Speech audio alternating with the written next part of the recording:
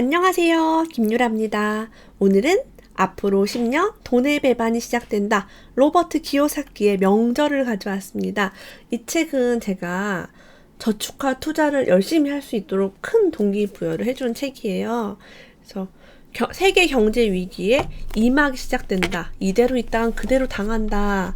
부자 아빠가 되는 마지막 기회라는 무시무시한 이야기가 있었습니다. 이 책이 언제 출간이 되었냐면요. 2012년도 3월에 출간이 됐어요. 금융위기 이후에 미국 서브프라임 모기지 터지고 나서의 미국의 이야기가 담겨 있습니다. 그러니까 앞으로 10년 동안 어떤 위기가 다가오는가? 더 많은 사람들이 가난해질 것이다. 돈은 가치를 잃게 될 것이다. 또다시 인플레이션을 겪게 될 것이다. 구제금융은 국제적인 문제가 될 것이다. 산업화 시대는 완전히 끝날 것이다. 일자리가 사라질 것이다를 의미하는 거죠. 그래서 미국이 이 경제 위기를 이겨내는 방법으로 달러를 마구마구 찍어내는 방법을 택했기 때문에 달러가 가치가 없어진다. 그래서 돈이 나를 배반한다라는 이야기예요. 돈을 믿었는데 돈의 가치가 너무 사라진다. 그런 이야기고요. 한번 이야기를 나눠보도록 하겠습니다. 인플레이션이 심화되고 있다라는 페이지예요. 20페이지에 나온 얘기예요. 2010년 12월 30일에 금 1온스의 가격은 1,405달러로 상승했다라고 합니다. 10년 만에 거의 4배가 올랐어요. 2000년부터 2010년까지 4배가 올랐습니다. 원유는요, 10년간 원유도 거의 3배 가까이 올랐어요. 2010년 12월 31일 원유 1배럴당 가격은 91달러. 거의 100달러 가까이도 올랐었죠. 두바이유, 텍사스유 이게 바로 그 원유의 가격을 의미합니다. 앞으로 10년 뒤인 2020년 12월 31일에 금 1온스의 가격은 얼마나 될까? 자, 벌써 조금만 있으면 2020년이에요.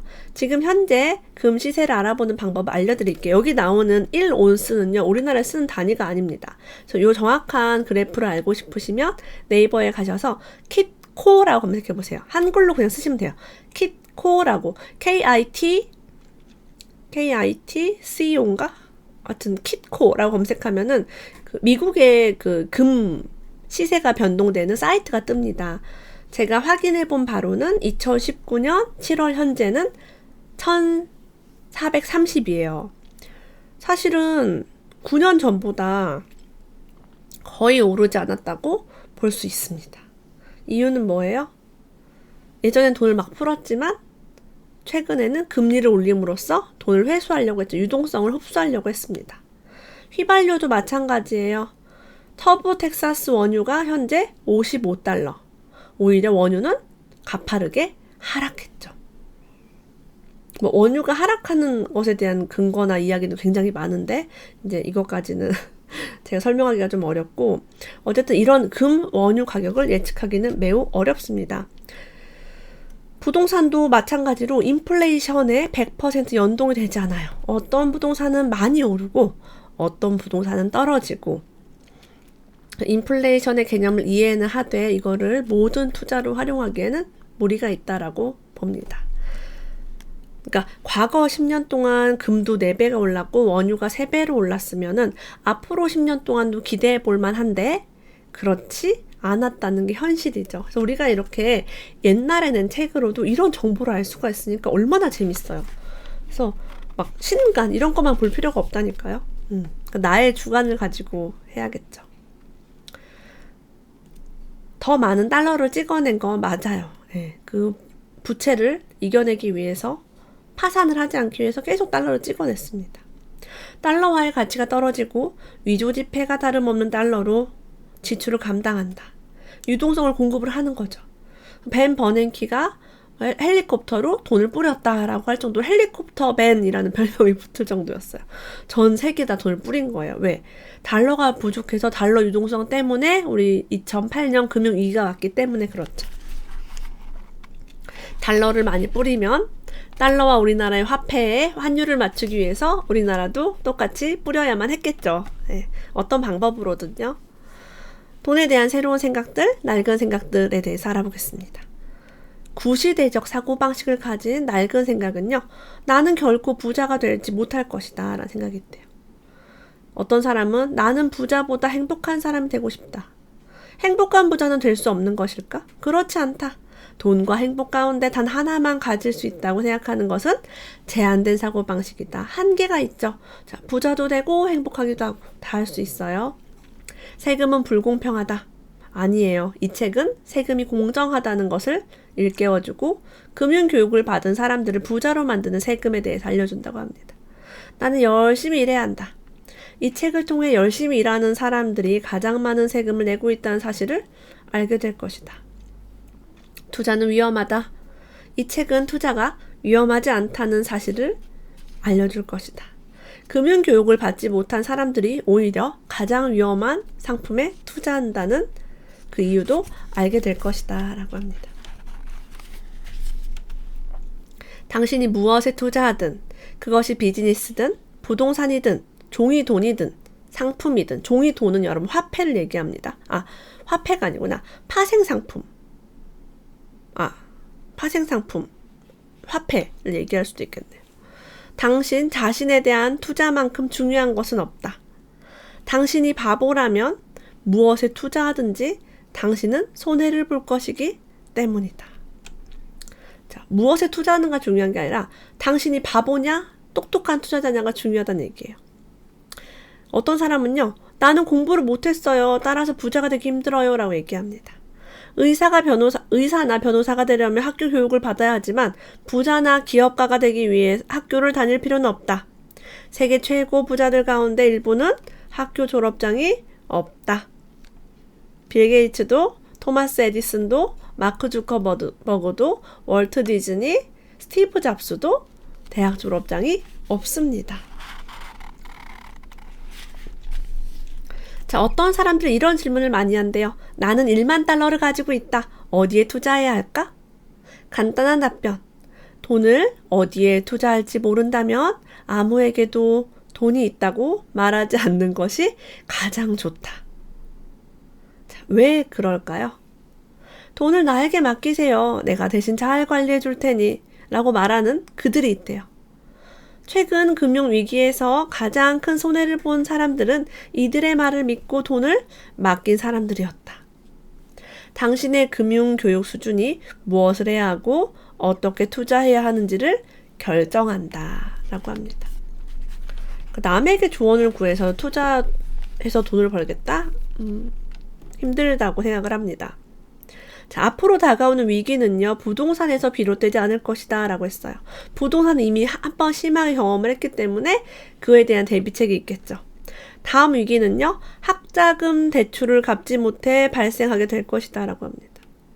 학자금 대출을 받은 것들을 졸업을 하고 일을 해서 갚아야 되는데 취업이 안 되겠죠. 일자리를 구하지 못한대요. 학자금 대출을 갚을 만큼 일자리 구하기 힘든 시대가 온다라고 예언을 하고 있습니다. 자, 이 로버트 기요사키 부부는요, 주중에는 함께 금융 수업을 들었고요, 돈을 버는 부자 수업을 들었고, 주말에는 투자를 했다고 합니다. 한 가지 규칙을 정했어요. 작은 부동산 하나를 사기 전에 반드시 100개를 둘러보자는 것이었다. 투자 대상은 주식일 수도 있고, 기업체일 수도 있다라고 합니다. 부동산은 주변에 일자리가 있을 때만 가치가 있다는 사실을 항상 명심하라. 우리는 최고급 주거용 부동산에는 투자하지 않았다. 모노폴리 게임에서 우리는 현금 흐름이라는 교훈을 얻을 수 있다. 초록색 집이든 붉은색 호텔이든 현금이 들어와야 한다. 모노폴리 게임이든 현실이든 현금 흐름을 유지하는 것이 투자에서 성공하는 방법이다. 제가 만나본 세계의 여러 군데 부동산이 있는 가수 박미 선생님께서는 3%의 수익이 나는 부동산만 투자를 한다고 하셨어요. 미국에서도. 그런 식으로 현금 흐름이 들어오는 것을 투자하라라고 로버트 기요사키도 얘기하고 있습니다. 처음에 1989년도에 투자를 시작할 때요, 몹시 두려웠대요. 그래서 너무너무 아파트를 살 때 두려웠다고 합니다. 하지만 두려움을 가라앉히고 아파트를 매입을 했고 내 생애 첫 번째 임대 부동산과 세입자를 갖게 되었다. 월세를 받고 각종 비용과 주택담보대출 이자를 지불한 뒤 한 달에 25달러의 현금 흐름이 생긴 것이다. 자산이 수입을 가져다주는 이 계산서 표 보이세요? 자산이 수입을 갖다준다. 예를 들면 내가 사는 집은 나에게 꾸준한 수입을 주나요? 아니요. 팔아야만 수입이 되죠. 땅을 가지고 있어요. 월세를 받고 있지 않아요. 그럼 수입이 들어오나요? 안 들어오죠. 그런 개념을 얘기하는 거예요. 현금 흐름이 생기느냐. 이렇게 3년 동안 여러 개의 집을 샀대요. 나중에는 월 $10,000, 우리 돈으로 한 1,200만 원에 달하는 수입이 생기기 시작한 거죠. 3년밖에 안 걸렸대요. 멋지다. 첫 번째 목표가 18개월 걸렸고 그 다음에 3년, 그러니까 거의 한 4년 반 정도 걸렸다고 합니다. 돈이 좀 있기도 했고 이런 금융 지식을 많이 쌓은 거죠. 거의 레버리지를 많이 이용하고 대출을 많이 받았습니다. 2010년에 미국의 국가 부채는 13조 달러였다. 단기 부채도 107조 달러에 달했으며 지금도 이 부채는 계속 증가하고 있다. 2010년에 미국 정부는 하루에 10억 달러를 찍어냈고 그 금액은 계속 증가하고 있다. 여러분, 2010년에 미국이 달러를 많이 찍어냈기 때문에 통화량이 많이 늘어나면서 경기 불황에서 호황으로 바뀐 거예요. 돈을 막 풀었으니까 물가가 올라가요. 집값이 1억 하다가 2억 하고 임금도 올라가고 다 그렇게 된 거죠. 자, 그러면 앞으로 미래는 어떻게 될 것 같은가? 훨씬 더 많은 돈이 인쇄될 것이다 라고 이야기했습니다. 2019년 현재 미국이 우리나라랑 무역을 할 때 무역 적자국이에요. 그래서 우리가 불리해. 우린 달러를 벌지 못하고 달러가 나가. 적자야. 하면서 선진국이고 기축통화기 때문에 당연히 적자를, 자기가 그러면 신흥국에 있는 물건을 사잖아요, 미국은. 달러를 주고 물건을 사오는 국가예요. 근데 괜히 지금 이걸 트집 잡아서 무역 전쟁을 하고 있죠. 우리도 지금 피해를 보고 있는 그런 상황입니다. 잘 이겨냈으면 좋겠어요. 자, 이 책에요, 이런 얘기가 있습니다. 올바른 금융교육을 받지 못해서 저축을 할 생각이라면 그 돈으로 차라리 금과 은을 사라. 매달 월급을 받으면 일정액으로 소량의 금과 은을 사고 계속 보유하라. 나는 금이 1온스에 $300 이하일 때부터, 은이 $3 이하일 때부터 지속적으로 사 모았다. 나는 저축하지 않는다. 그래서 제가 이걸 보고서 금과 은을 계속 보유하고 사라고 해서 저는 또 책을 읽으면 실천하는 여자 아닙니까? 실천을 했죠. 짜자잔. 자, 이게 뭐예요? 금이에요, 금. 보이세요? 이게 금이 10돈짜리 하나에. 이런 것들을 제가 이 책을 읽고 구입을 하기 시작합니다. 네. 예쁘죠? 요거 하나에 10돈이니까 지금 우리 돈으로 한 210만 원 정도예요. 근데 되게 작고 가볍죠. 이렇게 손에 쥐고 다닐 수 있죠. 그래서 금을 구입을 했고요. 은도 제가 샀죠. 은은 여러분 1kg예요. 그레뇰이라는 은입니다. 그래서 골드바로 하면 가공비, 세공비가 더 들어가기 때문에 그냥 투자로 사고 팔려면 이렇게 그레뇰, 작은 알갱이에요. 이런 알갱이로 사도 괜찮다고 해서 얘를 샀다가 그대로 그냥 파는 거예요. 밀봉했기 때문에 색깔이 변하지 않았죠. 신기하죠? 이거 제가 산지 굉장히 오래됐어요. 오래됐는데 솔직히 말씀드리면 저는 좀 비쌀 때 샀어요. 그래서 좀 재미를 못 봤습니다. 그리고 이제 그 현금 흐름이 안 나오잖아요. 금이랑 은은 가지고 있어서 여기서 월세가 나오지 않기 때문에 지금은 제가 사지 않아요. 근데 이분이 뭘 말하는지 알겠어요. 인플레이션을 해지할 수 있는 거에 투자하라. 저축 말고. 그 의미였죠. 자, 둘째, 당신의 금융 지식 수준이 높으면 자신의 인쇄기를 만들고 당신 자신의 돈을 찍어내라. 이게 무슨 말이에요? 어떻게 내 돈을 찍어낼 수 있어요? 라고 물으니까 부채를 이용해 자산을 사들여라. 빚을 내서 월세가 나오는 부동산을 사라. 이 말이죠. 실제 이분이 했던 일입니다. 이분이 처음에 집을 살 때는요, 신용카드의 대출을 받아 샀대요. 돈이 별로 없으니까. 근데 대출 이자를 내고 나서도 돈이 남았다고 합니다. 한 달에 $20. 우리 돈으로 2만 원밖에 안 남았는데도 투자를 했대요. 신용카드 대출 한 개 때문에 세 채밖에 못 샀대요.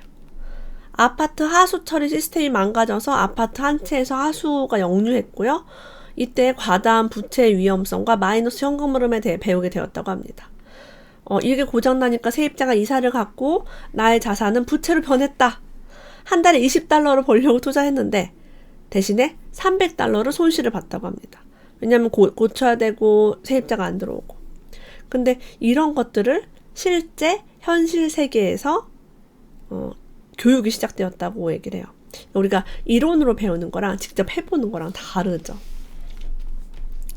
그래서 부채에 대한 값진 교훈이 시작되었다고 합니다. 미국은요 2005년에서 2007년까지 어마어마하게 집값이 올랐어요. 이 사이에 부동산 거품이 한창일 때 우리 부부와 켄, 로스는 임차인이 줄어 손해를 봤다. 그러니까 이런 임대업을 하는 사람들은 손해를 봤대요. 왜? 집값이 막 오르잖아요? 여러분 그럼 세입자가 집을 사겠어요? 새로 살겠어요? 집값이 막 상승 중이야. 그럼 세입자들이 너도 나도 집을 사려고 덤벼듭니다. 이때 이제 서브프라임 모기지가 비우량 담보대출을 이용해서 세입자가 집을 사게 된 거죠. 부동산 거품기에 우리의 수입은 줄었대요. 하지만 부동산 거품이 꺼지자 세입자들이 다시 몰려들었고 주거용 주택의 가격이 하락하자 우리 부부가 소유한 임대용 아파트 가격은 상승했다고 합니다. 무한 수익이란 무엇인가? 당신이 아무것도 투자하지 않고 돈을 버는 것이다. 자산을 구입할 때 0원을 투자하고 $1를 번다면 0에 대한 수익률은 무한대다라고 이야기를 합니다. 이런 투자법이 가능한가요? 라고 물었을 때는 가능합니다. 가능할 수 있는 여러 가지 방법들이 있죠. 그거는 또 실전 투자 책을 보면 나와 있고요. 책에만 존재하는 게 아니라 열심히 발품을 팔면 실제로 할 수 있어요. 0원까지는 아니더라도 뭐 1, 2천 이렇게 소액으로 할 수 있는 것들은 근데 정말 잘 찾고 열심히 집중을 해야죠. 자, 이분은 이렇게 얘기합니다. 나는 부동산이 유일한 투자 대상이라고 말하지 않는다. 나는 모노폴리 게임을 부자들이 더 부자가 되는 방법을 알려주는 한 사례로 활용하고 있을 뿐이다. 우리는 주식의 배당금, 채권의 이자 또는 원유, 책, 그리고 특허나 사용료 등을 통해 돈을 벌 수 있다. 재정적인 자유를 성취하는 방법은 다양하다. 저도 이 책을 보고요. 나도 책이나 특허 사용료 이런 걸로 다각화해야겠다라는 거를 배웠죠. 이런 것도 다 책에서 제가 배워서 해봐야겠다라고 해서 해보는 거예요. 어떤 분은 이렇게 얘기한대요. 나는 돈이 없다. 어떻게 투자를 시작해야 하는가? 간단한 답변. 취직을 하라. 무엇인가를 해보라. 돈을 벌고 싶은 야심이 없다면 금융교육도 당신을 도와주지 못할 것이다. 돈을 벌지를 못했는데 투자하는 법을 배워봐야 의미가 없죠. 그래서 돈을 벌기 위해 일을 하고 어떻게 하면 내가 돈 버는 사람이 될 수 있는지가 첫 번째 단계인 것 같습니다. 제가 정말 좋아하는 롤모델 로버트 기요사키의 앞으로 10년 돈의 배반이 시작된다 읽어보았습니다. 오늘도 끝까지 함께 해주셔서 감사합니다. 다음에 또 만나요.